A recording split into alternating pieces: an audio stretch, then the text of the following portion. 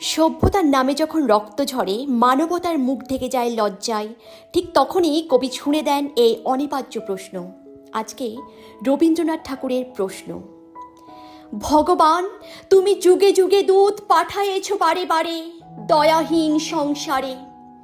তারা বলে গেল ক্ষমা করো সবে, বলে গেল ভালোবাসো, অন্তর হতে বিদ্বেষ বিষ নাশো। বরণীয় তারা, স্মরণীয় তারা, তবুও বাহির দ্বারে আজি দুর্দিনে ফিরানো তাদের ব্যর্থ নমস্কারে। আমি যে দেখেছি গোপন হিংসা, কপট রাত্রি ছায়ে হেনেছি নিঃসহায়ে।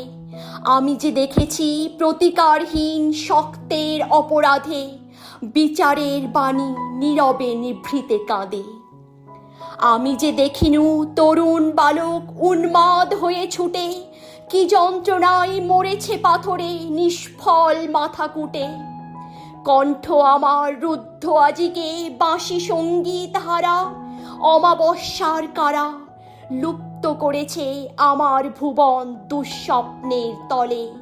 তাই তোমায় সুধায় অশ্রু জলে, যাহারা তোমার বিষয়েছে বালু, নিভায়েছে তব আলো। তুমি কি তাদের ক্ষমা করিয়াছ? তুমি কি বেসেছ ভালো?